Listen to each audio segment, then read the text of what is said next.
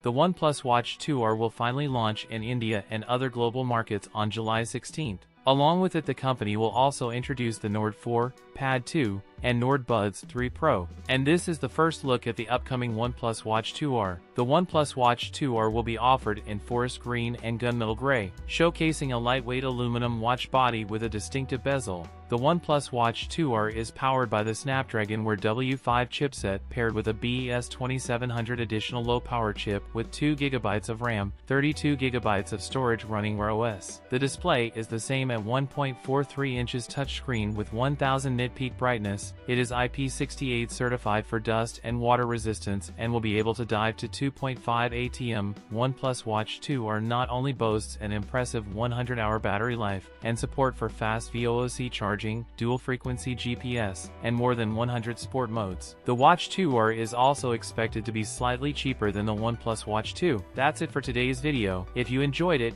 don't forget to comment and subscribe for more content. Thanks for watching, and I'll see you in the next one.